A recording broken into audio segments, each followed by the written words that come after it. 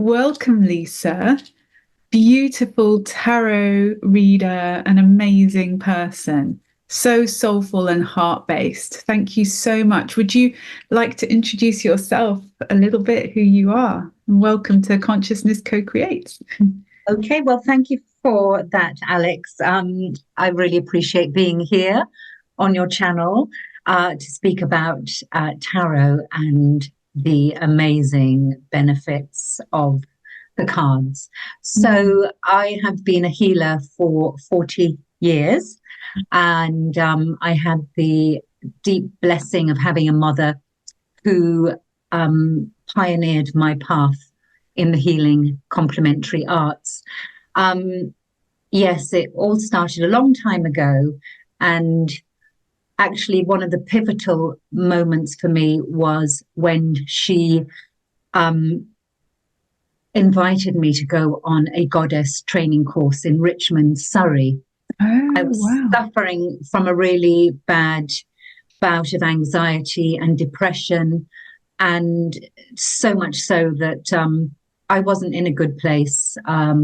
It was pretty kind of horrific in some ways, in that I was contemplating leaving this mortal coil because I just couldn't cope with. I couldn't cope with society, and I felt like an outcast. And it was as though, well, what right have I to be here? So it was it was existential. And my mother, in her great wisdom, saw, I think it was in either the Daily Mail or one of the national newspapers, goddess training course with Christina Artemis, Oh, Richmond what a Hill. lovely name. Yeah, wasn't it? Great. And so I went, and it dramatically changed my life, my orientation, because it was stepping into the mysteries, into the deeper part of ourselves. And to have that honored and to be in a sacred place, I really felt like I was transported back to, thousands of years ago. And it just made my heart sing and my soul sing. And I felt I have a purpose to be here. Oh, So, wow.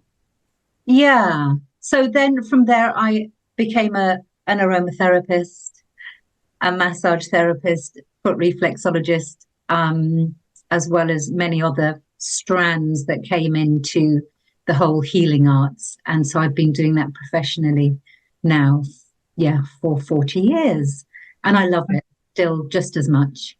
Yeah, so this moment you've just described, Lisa, this sort of, you were in suffering in the deepest way, and you went on this goddess course, and it transformed you, and it gave you a sense of purpose back, and something, that you could develop out and flower and flourish over the years that I mean, aromatherapy is a really beautiful practice as well. What made you choose aromatherapy to start with? Well, again, I have to thank destiny, karma, and my dear mother, Yeah. because she was the one that suggested we go on a massage course, and this was back in London, Swiss Cottage, and so we both went together. And when I realised that I could actually have a career using my hands, then I was off. There was no stopping me. Mm. Horse was out of the stable. So it led on to aromatherapy, studying with the London School of Aromatherapy. Tricia Davis. It was just a wonderful year-long course, very deep, very subjective, a lot of writing about our own personal journey. So it was so holistic that I just embraced and immersed myself in that whole Oh, field.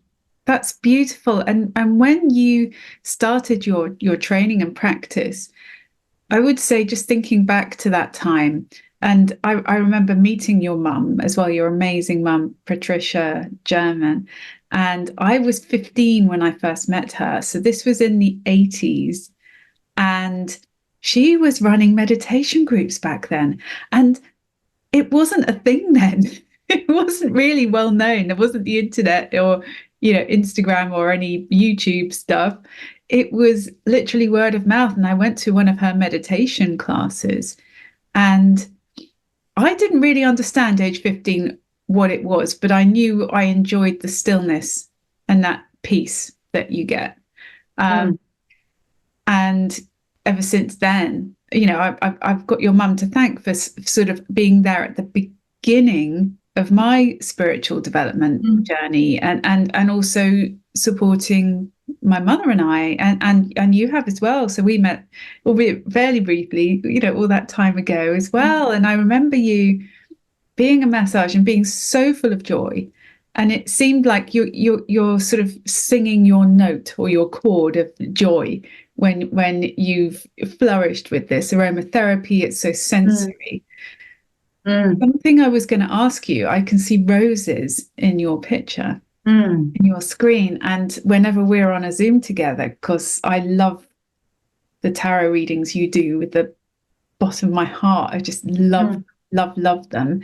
And you have a rose or roses in a vase by you every time we're on a call together. mm. And when I've spent time with you in person, I really get a sense of love, love, love, love. And it's a very heart-based practice. I mean, do roses mean something to you? Are they sort of, you know, because I'm thinking aromatherapy and Mm, roses and just absolutely. beauty and love, you know, when I think of roses. Yeah, absolutely. And the divine feminine. So it is the queen of the flowers, and it's the queen of the essences. Um, so it's for women. It's that whole sensual feelings, evocative of the heart and of the soul. So very much that divine feminine. Um, the deeper coloured, the red one, I got given that from Jeff, my boyfriend, for our first year together. So we Congratulations. gave each other a red rose to signify our love for each other. And the other one I just fell in love with in this beautiful shop in Totnes, because it's just so open and so full and abundant. Yeah, so I had to have that one. Oh, yes, it looks very nourishing with that abundance and that sort of Mm, fullness. Oh, mm. it's beautiful, beautiful. So where did you go next? What did you learn? And how did you, because you've been spiritually developing for many years, right? So you've got a lot of experience. How did you connect and co-create with consciousness? How you're trusting, you've got your karma, you've got your understanding that this is a gift coming in with like learning, you know, the goddess, and then the holistic training that you got. Where did that expand into? Gosh, well, into all dimensions of my life. And it's always been a very deep, reflective stance I've had on life, because that was very pivotal when I had that breakdown and I went on the goddess training course. Mm, It showed me that actually I wasn't weak. I was just not on that wavelength. I wasn't tuned into that station of materialism mm, and ambition, and it just wasn't my thing. So I was fortunate that my mother again was a medical herbalist, an iridologist, a naturopath, and that I spent 7 years working with her. We had the clinic together in Hampton, mm, Middlesex, and it's also, I have to mention the Brahma Kumaris, mm, because they were also hugely inspirational again to um, my view of myself in this world. So connecting me to the true source of myself, being a soul filled with light. Peace is our natural true self, and love and joy. So this was such an expanded consciousness to be immersed in, and to be immersed around the Brahma Kumari people, brothers and sisters themselves, and enjoying the lightness, enjoying that lightness, mm, and not just lightness, but also the gift of knowing that you are contributing to uplifting not just yourself, but also how that radiates out to other people. So, being free of my limitations, basically, and being true rather than having this self that is disillusioned and limited and run by society's constraints and patriarchal ambitions. So I transcended so much, and I just was living in that realm for many, many, many, many years, many years. Wow. And for anyone who hasn't come across Brahma Kumaris, so there's a global retreat center in Oxfordshire, isn't there? And is it possible to maybe just give a little outline of what this organization is and why it is? Yeah, well, it came over from India, and it's run by women. So this again, I have to go back to my mother. She Mm. was the one that came across them at the Mind, Body, Spirit exhibition at Olympia sometime in the mid 80s, and I was working on a stand there for the Edinburgh School of aromatherapy, and she'd come as a guest, and she came up to me halfway through the day, and I was working on the stand, and she said, Lisa, I found God. And she'd always been searching. Oh. And so she said, you've got to come with me. So I got a break, and we went off and we went to their stand. And for me, it was like standing at the edge of heaven, seeing the women there in their white saris, this beautiful big pink image of, it's like a ripple with the golden ripple effect coming out from the center. And then being invited to sit down and have just a little meditation, and sitting in that silence with some beautiful music playing. I had never ever had an experience like that. So then we went and we did their course with them in Kew, Mm. Surrey, at their centre. And it so it's about who you truly are, which is that you are not this physical body. You are playing a role, many roles. We get attached to those roles, Mm. and they can bring us suffering, or they can bring us ego, depending on where we're at. But then we can cling to them and then get lost along the way. Mm. And so the Brahma Kumaris are like other great religions or spiritual traditions, showing the way. You're experiencing your true self, which is that you are your energy, your consciousness. You will always be, you're eternal. There Mm. is no end. There's a transition. The body will fall away, but but your consciousness will carry on. So it's getting, it's not about the material, it's getting the whole picture Mm. and getting the essence of who we truly are. Mm. So that's the Brahma Kumaris in a nutshell. And they have their main, one of them, well, their main UK centre is in London, Willesden, and, throughout the whole world, there are many centres. They've done great things for so many people, Mm. and they just keep continuing with their great philosophy of our true self. So Mm. we're not hindered in any way, because Mm. we're all being hindered, by the system, the man-made system. So we've got to get to the truth. And that's what we're doing. Getting the balance, the internal and the external. It's that sacred marriage, that they speak about, the ancients, the masculine, the feminine, the rational, the spiritual. It's, we have to bring that online now, the Mm. spiritual side of our nature. Mm. Absolutely. And with that divine masculine, with that creative, active energy and the structure, you get that sense of form. And then with the feminine, it's more liquid, moon, and receptive. So you can Mm. be the crucible to hold the creative energy, and you can combine the two in a beautiful mm, beautiful sort of synchronicity, can't you? And it's, yeah, it's all about balance. And it has felt mm, like it's been, the seesaw has been particularly like that, with that receptivity, the stillness, the flow state. And I feel that a lot of people seem to be waking up either through strife or suffering, like feeling like, is this all there is? You know, mm, that again, that materialist sort of sensibility of what we're presented with, what we consume, what we believe ourselves to be, like you were mm, saying about, rather than pure awareness and pure consciousness, more like, I'm a persona, my name is X, and this is my job, and that's mm, what my life means. There's so much more when you, mm, like you're saying, you can become more a witness to that persona.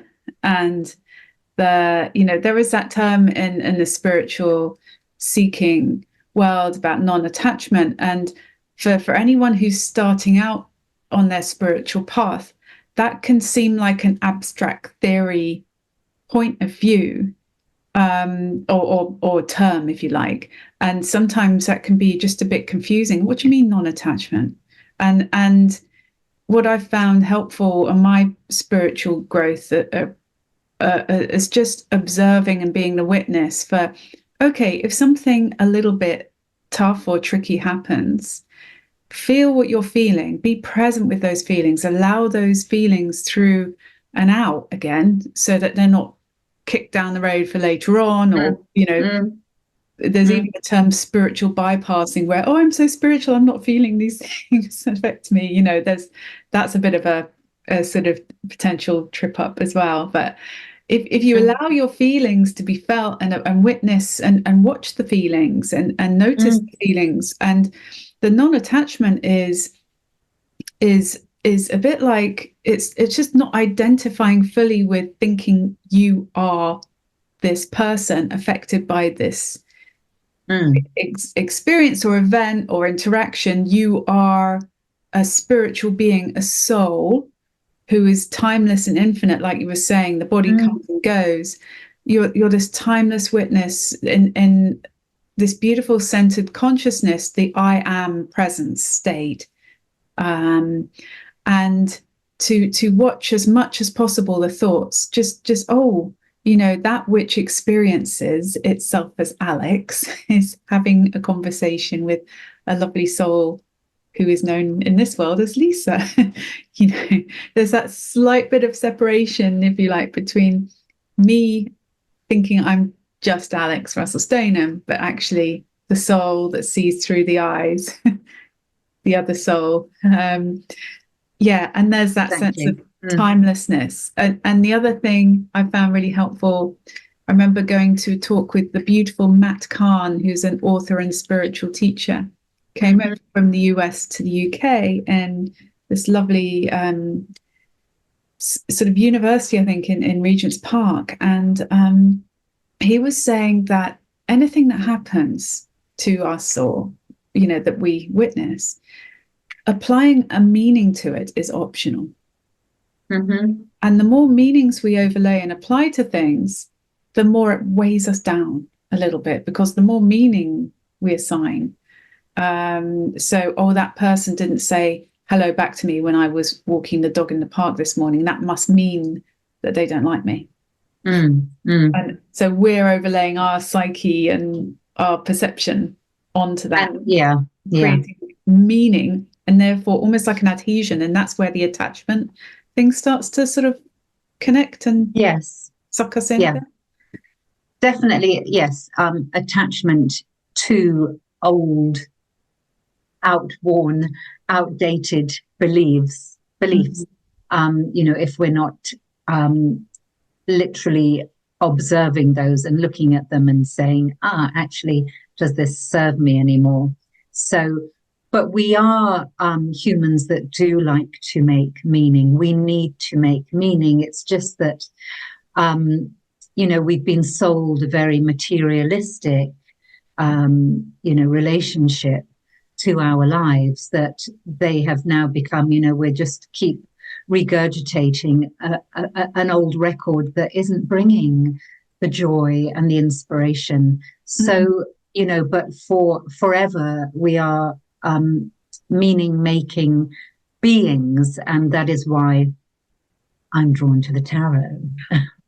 Yes, that's the perfect segue, because I was just thinking about meanings, and I would, when we were talking before we booked this conversation in together, we were talking about symbolism and images and how they speak to the heart and the soul directly. They bypass the busy mind. That's right. And so you've been on a journey towards tarot. It's opened up and you've expanded into tarot. What drew you to that? Because on your spiritual, very well trodden path, something I guess expanded or happened to draw you towards this. Yeah. So over the years I have used the tarot, but there really was a main pivotal experience that in some ways made me wake up to I'm going to say like the true power. This is obviously my own personal experience, but it was kind of in some ways a bit like somebody throwing cold water over my face. Wow. So what it was a few years ago, I had a relationship had come to an end, and it had been a very challenging relationship on and off for 7 years, where I'd really had to face my demons. And finally, after 7 years, I had managed to learn all my lessons, knew there was nothing left to learn. And so I was able to finally leave, but not without the help. I have to say that I did a course at the time called Narcissist Abuse Recovery Program for anybody out there who is suffering, by the great Melanie Tonya Evans, who is Australian. And she really was a great help that I could actually walk away, because so many times I walked away and I'd always go back because the old addictions and the old insecurity would kick in, and I'd find myself back there going, what the hell am I doing here? Anyway, with her help, I was able to finally, leave. So I remember, I thought, oh, tarot cards, and I've got, many beautiful decks, and it was COVID, and so we all spent a lot of time, with lots of time, and it was a great opportunity for some of us. It was a really great time to have kind of a personal retreat. And so I started looking into my tarot cards again, and I'd done a course a couple of years ago, but I hadn't gone on with it any further. So I started reading and asking questions about the relationship and where I was right now. And as I said, it was like having cold water thrown at me, because there was a part of me, very strong part of me, that was quite fearful, asking the question and then turning over the cards, because I really thought I was going to get told off. It was kind of like that feeling that, you're a failure, or, you could have done better, like my reports at school. So there was that deep shadow side of me thinking, oh my God, this is really scary. And I used to get really scared.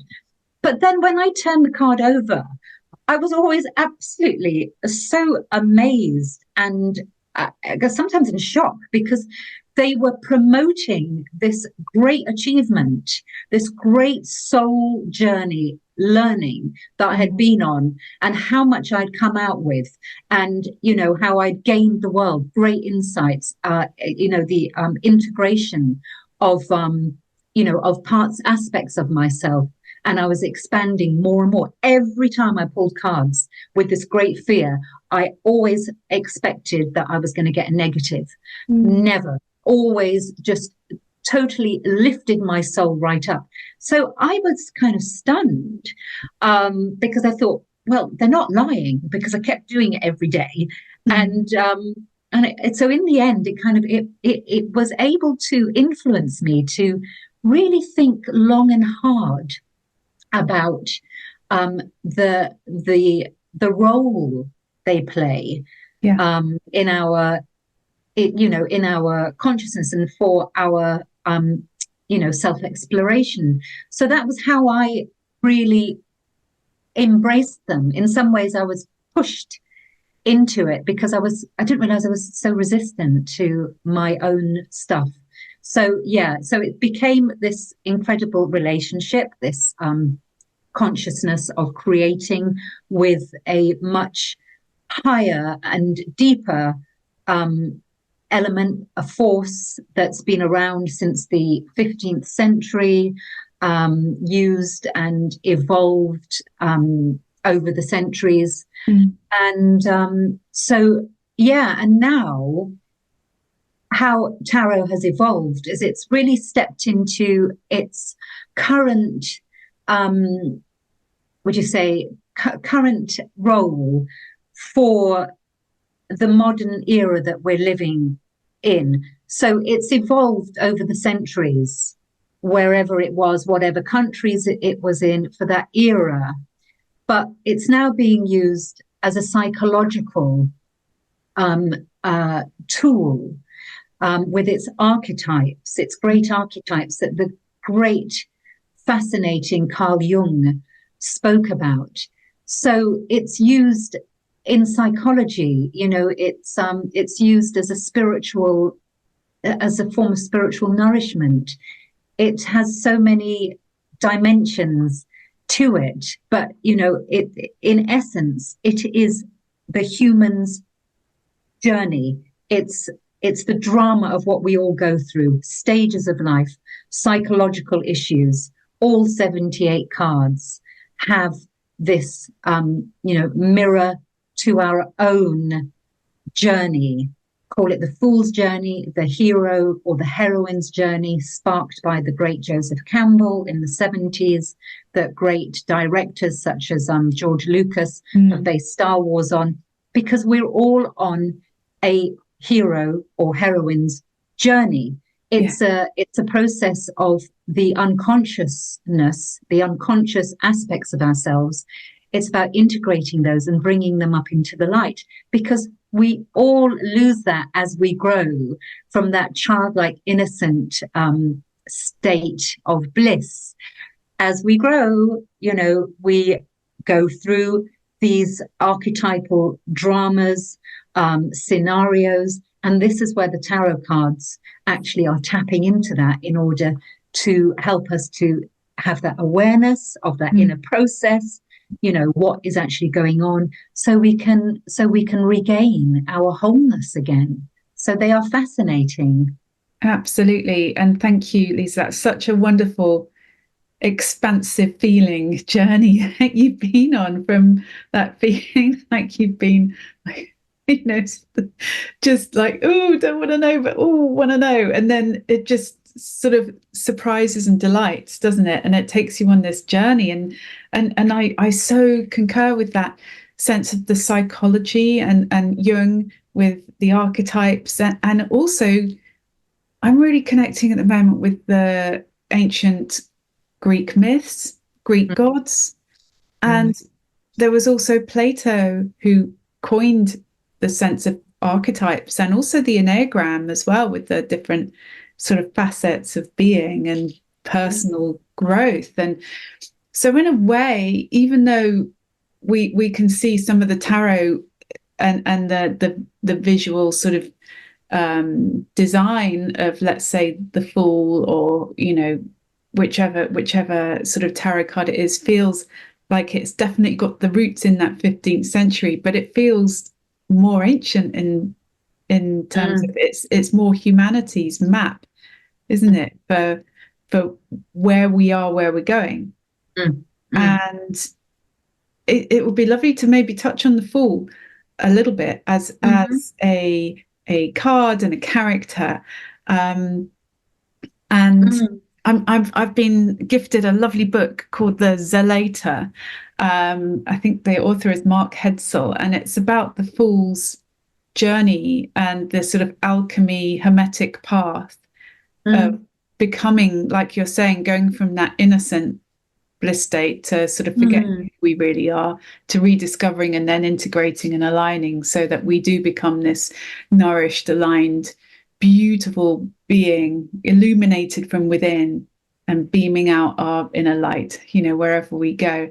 And the mm, full mm. journey in this book that I've been gifted, it's very rich and it's very powerful. And it's not what you would think. You would think, if you don't know about how multifaceted, how multi-layered the figure of the fool is, you Mm, wouldn't mm, you wouldn't have a sense of, actually, this is one of maybe the most powerful things we can be shown in terms of life's journey and development. The fool with the image. I don't know if you've got any of your cards to hand. Where is he? With, He's here. yeah, and he's looking up skywards to source, if you like. Mm, He's not a fool bumbling around tripping over his own shoelaces, right? His character. And he's got the backpack, not the backpack, but the bag on the stick weighing mm. down. Is that the ego as well? It's sort of all Well, the you could say there's lots of meanings here, aren't there? absolutely. Yes, you could say it's just the bare essentials that a child takes when they step out onto a little journey. I remember I ran away Yeah. from home when I was about 5, and I Mm. took a little bag, and in it had some biscuits and some milk, a bottle of milk. So, that's the child what it thinks. Those are the essentials. Yeah. So, that's the beauty of the cards, is that they do have a universal meaning, a symbolic language. But when you're actually with somebody, and then it's so amazing how actually things are revealed, that they're kind of like little things that pop up, and the messages start to flow Mm. differently for different people, because that is the sacred language, isn't it, of imagery, and Mm. picture tells 1,000 words. Absolutely. Yeah. It really does. And yes, and I recall from the tarot sessions we've had together, you're you're I would say different to what people might expect with a standard or Mm, classic tarot reading. It's more drawing the cards. Here you are. These are the meanings. You ask, you're curious and compassionate, and you want to understand, well, okay, what's going on right now? And what are you opening up towards, or, curious to mm, know about? And when you like you're saying, you're in that flow state and you bless the process, and it's very sacred. You create a real sacred space, and it mm, feels again a bit magical and alchemical, doesn't it? Because we're mm, mm, co-creating together, and the cards come through that mm. are meant for right here, right now, aren't they? Absolutely. And yes, this is the sacredness of them, is that they are like an oracle. I mean, I love the Delphi, the temple at Delphi, where you had the Mm.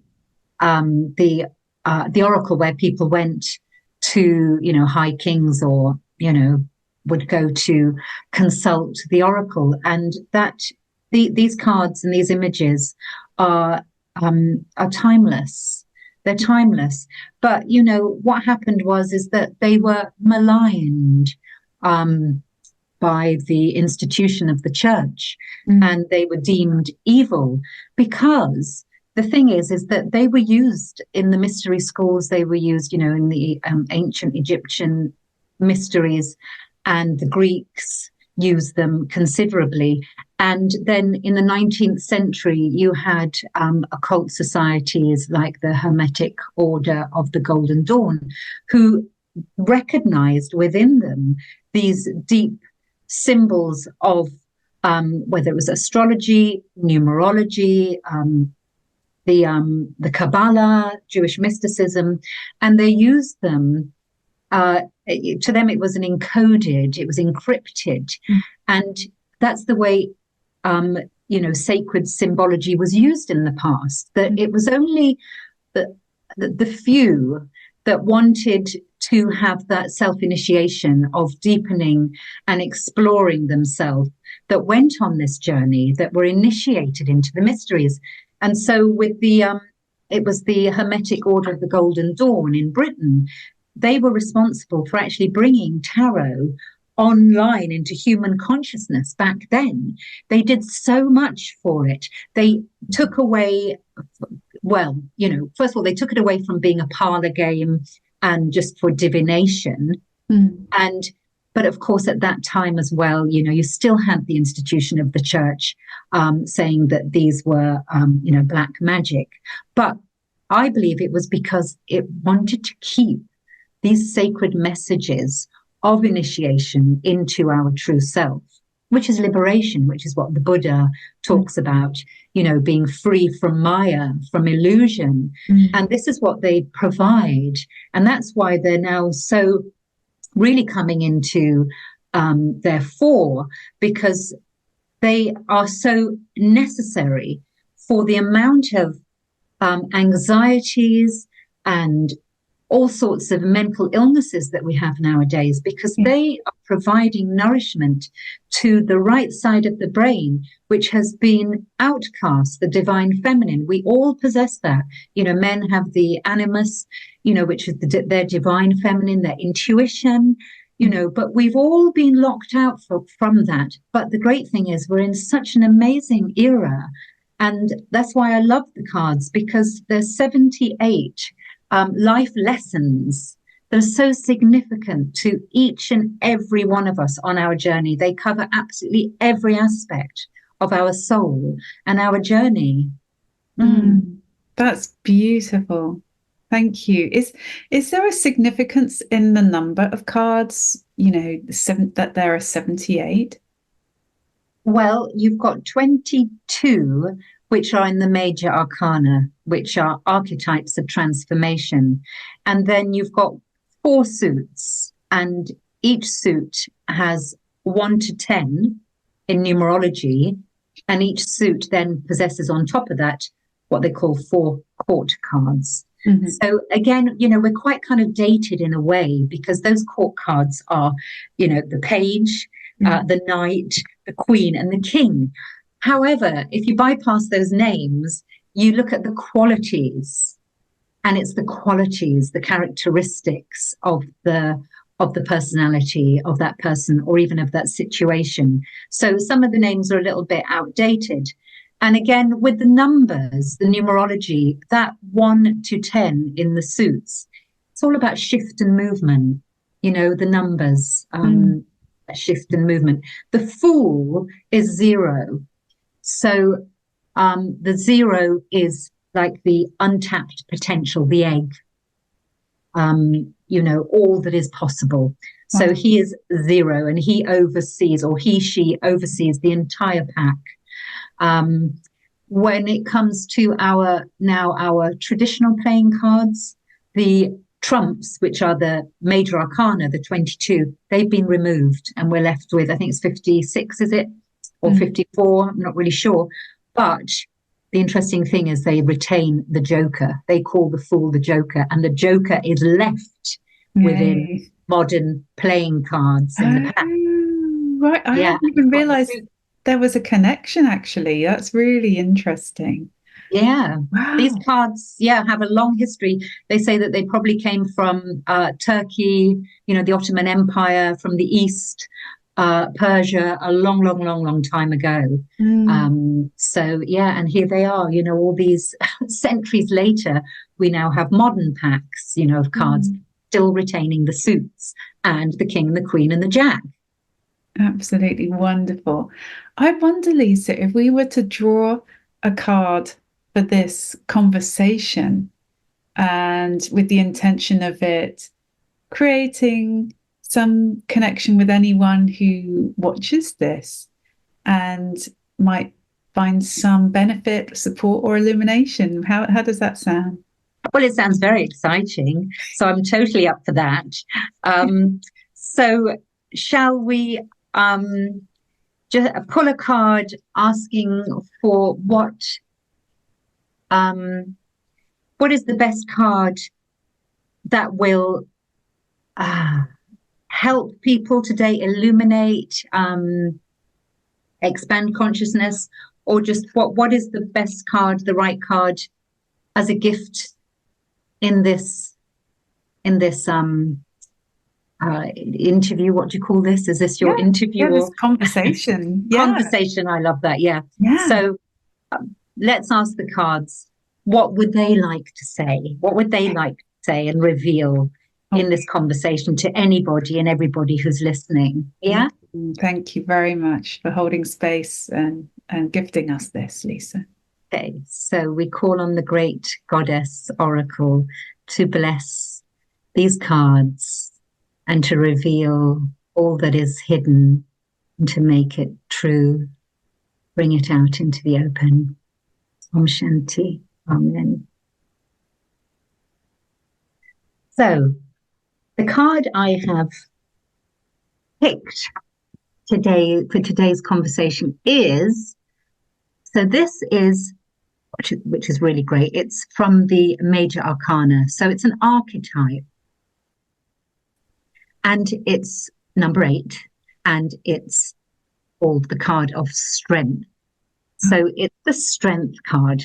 So as you can see, this lovely woman is with a lion, and she has it like as a big pussycat.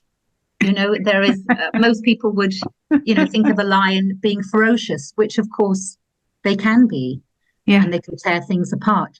But the strength is an inner strength in that we have transcended our animal nature of using force. Yes. So it's about connecting with our gentle inner strength, the one that transcends peacelessness with peace, with a gentle wisdom. It's about being wise in the face of adversity, challenges, being triggered. It's about owning and claiming your gentle authority, your own innate wisdom. It's stepping back. It's being able to pour to soothe troubled waters. It's about really being a peacemaker, but in a very aware way, in that you know what is best to bring to the situation. So that really is it. You're not being triggered by your animal nature. It's an archetypal image. It's a persona. It's an energy that we all possess, each and every one of us. So it's interesting that we got an archetype card that came up from the major arcana, and so it's a big life lesson for all of us to embrace that beautiful, gentle, feminine side. So that way we can prevent war. We can do so much with the divine feminine, So that is the card for today. That's really beautiful. And the way she's holding the lion, I can just see that sort of almost caressing, but also reaching into that thick mane. There's that, again, that balance and the sort of comfort and ease that comes with that beautiful divine feminine, and embracing that divine masculine as well, right? From the inner space. It's apps, and they're sort of curling around each other in this beautiful way. Twisting and turning, it's just a delight. It's like a dance. Absolutely. That's beautiful what you've just said, Alex, because that is very much, isn't it? We could interpret the lion, as you've just said, as the masculine side of our own nature. So instead of using that brute force that the masculine side of us can, when it gets a bit out of hand, that's what it does. So yeah, they're in this wonderful embrace, each complementing the other, each bound by a love there, a real relationship of complementary opposites. So yeah, wonderful, isn't it? Absolutely. And the symbolic white that she's wearing, and with the infinity sign above the top of her head, I've just noticed, the white being purity, spiritual, heightened awareness, if you like, and then the infinity above just shows our limitless potential as well. I would read into it. Yes, the eternal truth Mm. of these aspects of ourselves. Yes, And beautiful. yeah, and there's all the flow as well of the fabric. Mm, It's very sort of, all the material is just so soft and mm. very And quite nurturing. see-through as well, Mm, isn't it? On her feet, it's that it's like a veil, a thin, transparent veil between the worlds of action and passivity, receptivity, that dynamic, um, yeah, duo, that interplay again of mm. yes, Uh, beautiful. and I remember as well, when I used to work at Disney and work with the character artists there, and some of the poses that they would draw for the characters for the artwork would be a three-quarter pose, which is a bit like how she's standing. So she's Yeah.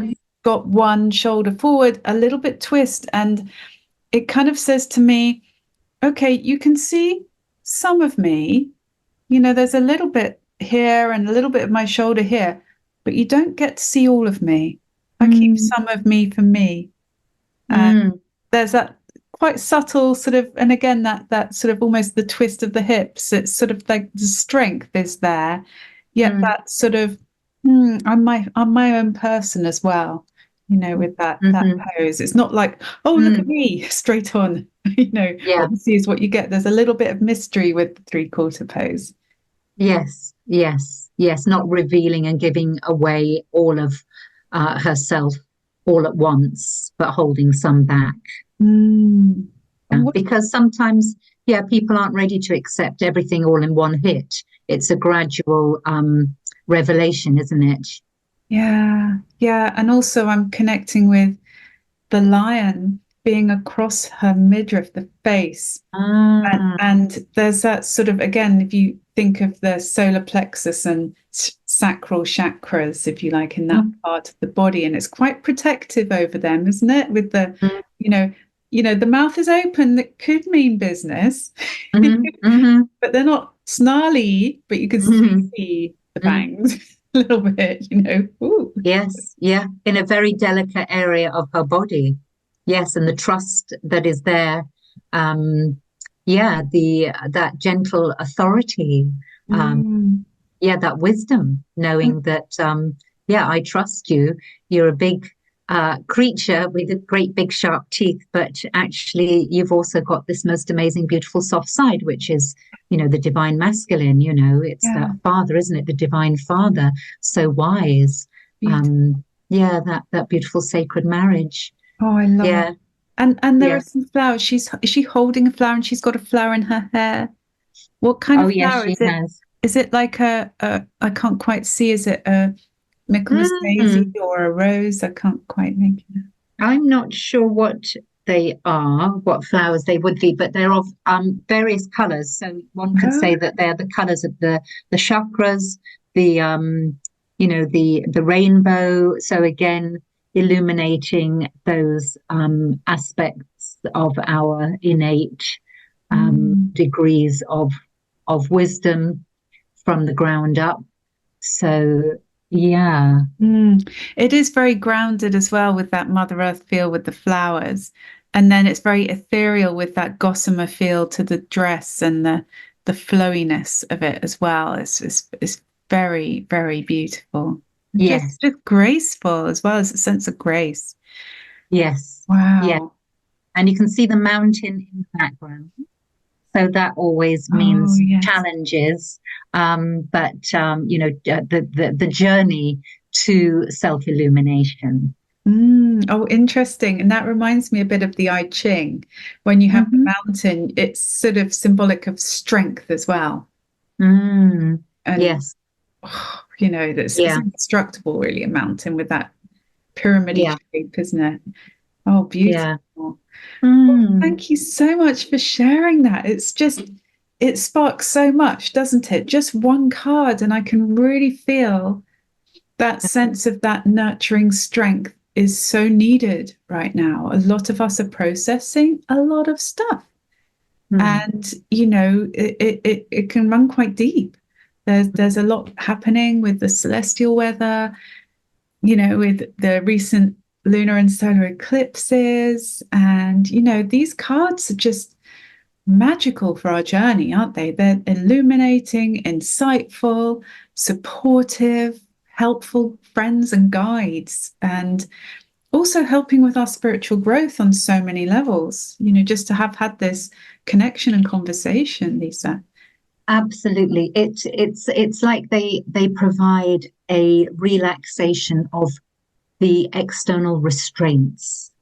Mm. So when we look at the cards, then we're able to, it's like they're a bridge to that deeper, whether you call it the shadow side, but the parts that, we don't bring online that often, or we want to, but we actually don't know how to. So they do provide the opportunity for those inner voices that are probably very quiet, but then they get the opportunity to come online, and for each of us individually to collaborate with them. And that's the beauty, isn't it? Like any storybook when we were children, and all those pictures in there and how they come alive. If we just showed a child just text, how they would be so dry, how the imagination wouldn't be fired, how the soul wouldn't be uplifted. Myth and legend is there in order for us to grow, to have a spiritual journey. It's the great, it's the great reason why we're here. Yes, To explore and to have this amazing adventure. it is. And to make our own individual meaning, but to make it with the help of great wisdom that is timeless. Yes. Yeah. And I guess with you describing this tarot, it's a beautiful set of cards as a bridge and connecting us with the imagination, you're a bit like the wayshower and the guide, aren't you? To say, here's the bridge. Let's look at what's ahead and what unfurls in front of us, and what could this be? And just sort of expanding that illumination. You're sort of holding space for people to bring intuitively in the potential wisdom and meanings that can be there and appropriate for that person. Yeah, to explore. We all need to explore our inner world. We're so bombarded by the external world. And let's face it, a lot of people are suffering. And the times that we're living in are so unprecedented. We've never been in a time like this.